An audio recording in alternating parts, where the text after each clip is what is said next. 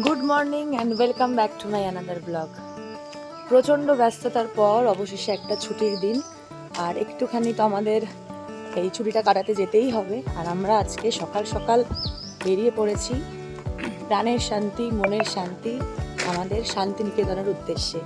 একটা দিন ভীষণ ভীষণ আনন্দে কাটানোর ইচ্ছা, দেখা যাক কীভাবে কী কাটে সব কিছু। তো আমরা গাড়িতে করেই যাব, কারণ ট্রেনে যাওয়ার সাহস নেই আদৌ।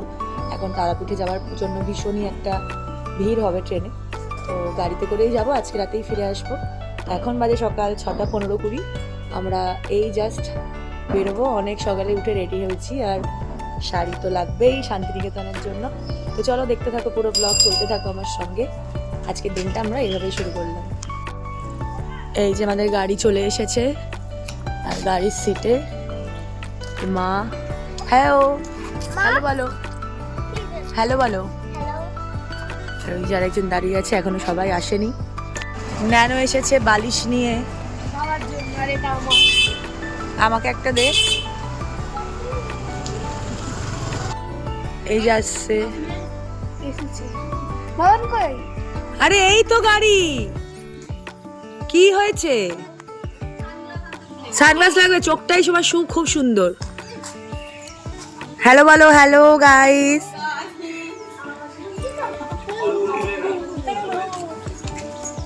চলো। হ্যাঁ, যেটা বলছিলাম, প্রচণ্ড ব্যস্ততার পর একটা ছুটির দিন, আর এই ছুটির দিনটা কিন্তু আমরা মন প্রাণ ভরে উপভোগ করব বলে সকাল সকাল সপরিবারে মিলে বেরিয়ে পড়েছিলাম শান্তিনিকেতনের উদ্দেশ্যে। দিনটা ছিল 25শে ফেব্রুয়ারি। 23শে ফেব্রুয়ারি ছিল আমাদের অ্যানুয়াল প্রোগ্রাম। 24 তারিখ সারা দিন ল্যাদ খেয়ে কাটিয়েছি, শরীর আর দিচ্ছিল না। আর 25 তারিখ সকাল সকাল বেরিয়ে পড়েছি বোলপুর শান্তিনিকেতনের উদ্দেশ্যে। হঠাৎ করেই প্ল্যান হলো, আর হঠাৎ করে প্ল্যান হওয়া সেগুলোই কিন্তু সাকসেস হয়। আর একজনকে দেখো, গাড়িতে উঠেই কি ঘুম তার। তারপর কিছুটা পথ যাওয়ার পর পৌঁছালাম শক্তিগড়ে, আর এখান থেকে সকালের ব্রেকফাস্ট ছাড়বো। যখনই একটু হাঁপিয়ে উঠি তখনই একটু ঘুরে আসতে মন চায়, আর ঘুরে আসলে কিন্তু মনটা একদম ফুরফুরে হয়ে যায়। আর এই ফুরফুরে মন নিয়ে গরম গরম কচুরি তরকারি। শক্তিগড়ের ল্যাংচা হাট, এখানে অনেক অনেক দোকান, তো সেখান থেকেই আমরা বসে পড়েছি একটুখানি কচুরি তরকারি খেতে। বেশ ভালো তার স্বাদ ছিল।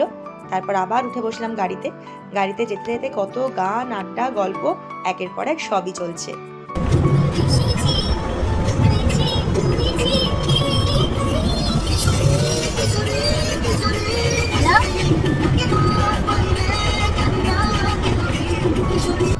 দিনের দিন ফিরে আসবো এই প্ল্যান করে কিন্তু আমরা বেরিয়েছিলাম, কারণ পরের দিন ছিল শিবরাত্রি, আর সেই কারণে ওই দিনকে থাকার কোনো মানেই ছিল না।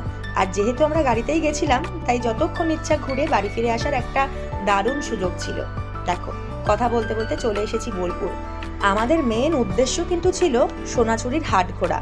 আসলে অনেক দিন মনটা যদি ভীষণ কারণে ব্যস্ত থাকে বা মন খারাপ লাগে, একটু কেনাকাটা করলেই মনটা ঠিক হয়ে যায়। কিন্তু এত সকাল সকাল হাট এখনো খোলেনি, আর আমরাও ঠিক করেছিলাম হাটে ঢুকবো ঠিক দুপুরবেলা। তাই এখন সোজা বোলপুর ছাড়িয়ে আমরা চলে এসেছি প্রান্তিক, এখানে কঙ্কালীতলা মায়ের মন্দিরে। এখানে পুজো দিয়েই দিনটা শুরু করব। বিরাট বড় একটা পরীক্ষা ছিল, যুদ্ধ ছিল, সেটা ভালোভাবে উতরে গেছি। সেই কারণে মায়ের কাছে এসে মায়ের নামে পুজো দেওয়া। একটা কথা কিন্তু সত্যি, মা না ডাকলে তার কাছে পৌঁছানো অসম্ভব। তিনিই হয়তো আমাদের সবাইকে ডেকেছিলেন, তাই আমরা হঠাৎ করেই চলে আসলাম তার কাছে। আর অন্যান্য দিনের থেকে কিন্তু মন্দির বেশ ফাঁকা ছিল, গোটা শান্তিনিকেতনও সেরকম ভিড় ছিল না। তাই আমরা কিন্তু খুব ভালোই ঘুরেছিলাম। কিনে নিয়েছিলাম একটা পুজোর ডালা, তারপর সবাই মিলে চললাম মন্দিরের উদ্দেশ্যে। চারিদিকের পরিবেশটা এত সুন্দর। আর কিছুদিন পরেই বসন্ত, শান্তিনিকেতন ভরে উঠবে বসন্ত উৎসবের আবিরের ছোঁয়ায়। আর আমরা তার আগে এখানে ঘুরে গেলাম। চারিদিকে পলাশ ফুল, শিমুল ফুল, অদ্ভুত একটা শান্তি লাগছিল।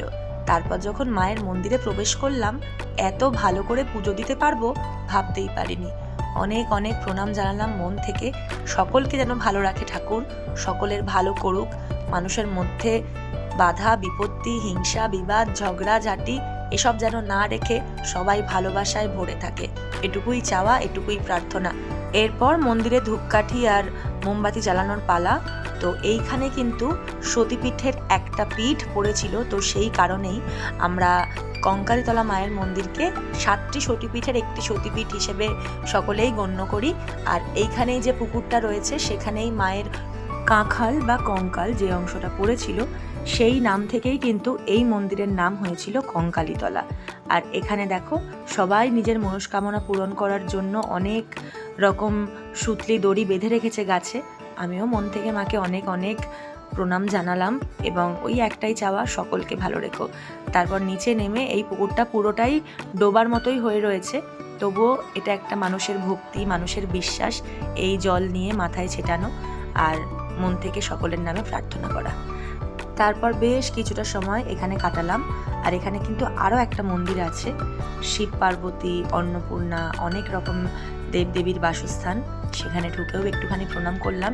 এখানেও কিছুটা গর্ভগৃহের মতোই। তারপর দেখো মন্দিরের বাইরে কি সুন্দর নকশা করা। মন্দির ঘোরা হয়ে গেছে, মন ভরে শান্ত মনে পুজো দেওয়াও হয়ে গেছে। এরপর বেরোবো এখান থেকে।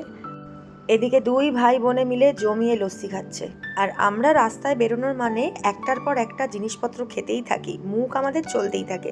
যদিও বা সব কিছু ভিডিওতে তুলতে ভুলে যাই, কারণ খাওয়ার তাড়াটাই বেশি থাকে। আর এখানে রাজু আবার কিনছে আখের রস। তারপরে সমস্ত কিছু খাওয়া দাওয়া করে আমরা এবার রওনা হব আমাদের পরবর্তী গন্তব্যে। শান্তিনিকেতনের আরেকটি বিখ্যাত জায়গা সৃজনী শিল্পীগ্রাম। আর এটা কিন্তু ভীষণ সুন্দর করে সাজানো একটা সুন্দর পরিবেশে তৈরি একটা গ্রাম, যেখানে অনেক অনেক জিনিসের সমাহার, অনেক রকম মানুষের আনাগোনা। তারপরে তো বাউল গান, সাঁওতালি নাচ সব কিছুই রয়েছে। তবে সময়ের অভাবে পুরো গ্রামটা আমরা ঘুরতে পারিনি। এর আগের বছর যখন আমি আর বাপি এসেছিলাম তখন কিন্তু অনেক সময় ধরে চারিদিক ঘুরে ঘুরে দেখেছিলাম। তবে হ্যাঁ, এই বছর শুধুমাত্র তাড়াহুড়ো করে হাতে সময় নিয়ে আমাদের উদ্দেশ্য ছিল সোনাঝুরির হাট, সৃজনী শিল্পীগ্রাম।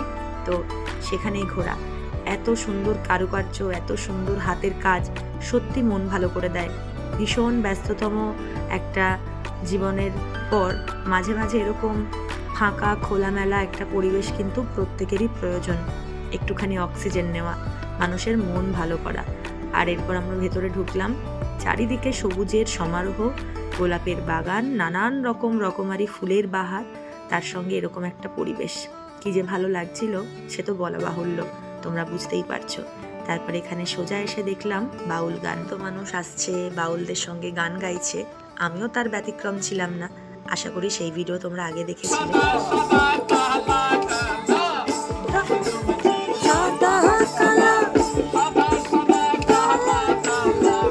রং জমেছে সাদা কালা,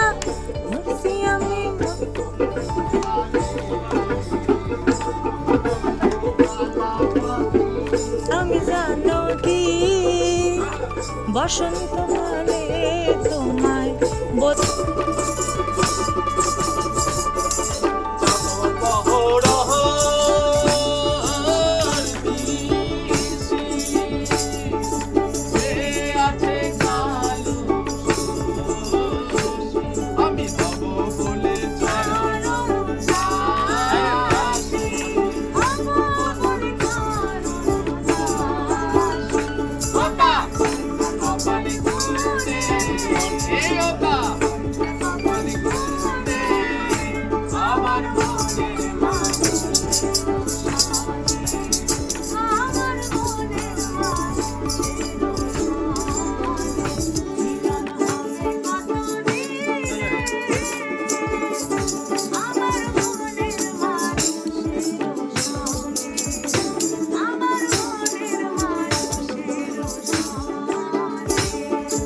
কতদিন পর নিশ্চিন্তে এরকম মন খুলে গান গাইলাম তার কিন্তু হিসেব নেই।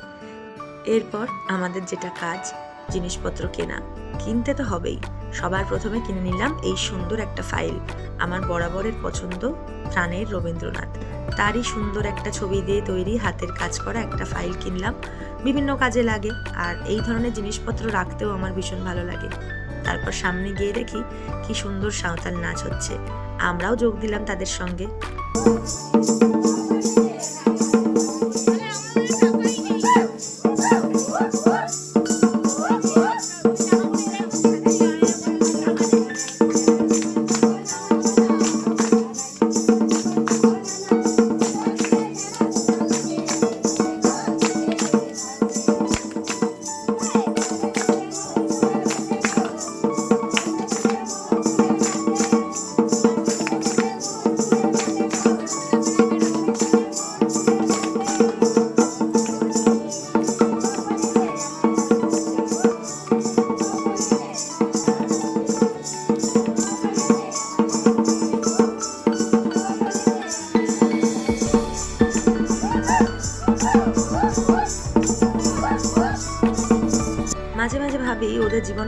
কষ্টের। এই যে এখানে সাঁওতালিরা, বাউলরা অনাদরে অবহেলায় চারিদিকে ছড়িয়ে ছিটিয়ে থাকে, তাদের কি আর সেই রকম রোজগার হয় না বোধহয়। গ্রাম বাংলার এই শিল্পগুলো আস্তে আস্তে হারিয়ে যাচ্ছে। এগুলোকে বাঁচিয়ে রাখা কিন্তু আমাদেরই দায়িত্ব, আমাদেরই কর্তব্য। এগুলোকে হারিয়ে যেতে দিলে হবে না, কারণ সারাদিনের পরে এগুলোই আমাদের মানসিক শান্তি যোগায়। অনেক রকম গান বাজনা, অনেক রকম লাড়েলাপ্পা, হিন্দি, সাউথ ইন্ডিয়ান, ভোজপুরি সব কিছুতেই আমরা মেতে উঠি বটে, কিন্তু আসল শান্তি কিন্তু এখানেই। তারপর আমরা সোজা চলে আসলাম খাওয়া দাওয়া করতে, কারণ প্রচণ্ড খিদে পেয়েছিল প্রত্যেকের। আমার কুটিরে এসেছিলাম আজকে। এইখানকার অনেক নাম শুনেছিলাম, এর আগের বার রামশ্যামে খেয়েছিলাম, কিন্তু আমার সত্যি কথা বলতে একদম ভালো লাগেনি, তাই এবার সোজা চলে এসেছি আমার কুটিরে। ভীষণ সুন্দর একটা পরিবেশ, পরিষ্কার পরিচ্ছন্ন, যেটা আমাদের সব থেকে বেশি প্রয়োজন। আর এরকম কাঁসার থালায় সুন্দর সুন্দর বাটিতে সাজিয়ে দেওয়া এক এক রকমের খাবার। আমরা অর্ডার করেছিলাম ভেজ থালি আর হাঁসের ডিমের কারি, কিন্তু ভেজ থালিতেই এত আইটেম দিয়ে দিয়েছিল, পরে মনে হচ্ছিল ডিমটা কেন অর্ডার করলাম, আর খেতে পাচ্ছিলাম না। কি অপূর্ব রান্না! তোমরা গেলে কিন্তু অবশ্যই আমার কুটির থেকে খাবার খেও। অসাধারণ অসাধারণ বলে বোঝানো যাবে না। পুরো একদম ঘরোয়া যেরকম রান্না হয় সেরকম, তেল ঝাল মশলা কিচ্ছু নেই। ঘি দিয়ে ভাত মেখে গরম গরম বেগুন ভাজা, আর এক টেবিলে বসে একসাথে সবাই, আলাদাই একটা অনুভূতি। ভীষণ আনন্দ করে সবাই খেলাম। এতটা খিদে পেয়েছিল বলেই তাড়াতাড়ি করে সবাই খেয়ে নিয়েছিলাম। তারপর আবার গাড়িতে উঠে সোজা চলে আসলাম আমাদের আসল গন্তব্যে, সোনাঝুরির হাট। এর আগে কিন্তু আমাদের মিউজিয়াম, বিশ্বভারতী সবটাই ঘোরা ছিল, সেই কারণে এইবার আর ঘুরলাম না। ছেলে বড় হলে ওকে নিয়ে আসবো, যখন ও বুঝতে পারবে। এখনও কিছু বুঝতে পারবে না, সেই কারণেই যেখানে আসার সেখানে চলে আসলাম। সোনাঝুরির হাট বোলপুর শান্তিনিকেতনের প্রাণ কেন্দ্র। তবে একটা জিনিস কি জানো তো, অনেক বছর আগে যখন বোলপুরের এই হাটে এসেছিলাম, তখন দেখতাম গ্রামের যে মানুষগুলো নিজের হাতে জিনিস বানায়, তারাই সেই জিনিসপত্রগুলো হাটে এসে বিক্রি করে। এখন কিন্তু আর সেই ব্যাপার নেই। প্রচুর বাইরের মানুষরা আসে, তারা তাদের জিনিসপত্র প্রচুর প্রচুর দামে বিক্রি করে। যদিও বা তার জন্যই মানুষ আসে, কারণ এখানকার যে কালেকশন, সেই কালেকশন কিন্তু আমরা সচরাচর আমাদের এলাকায় পাই না। তাই জন্যই এখানকার এতটা দর। কত রকমের one piece, kurti, panjabi, sari, bag, আরও কত কি। আমি কিন্তু পুরো ব্যাগ ভর্তি করে জিনিস কিনে নিয়ে এসেছিলাম। এখানে এসে নিজেকে কন্ট্রোল করা যায় না।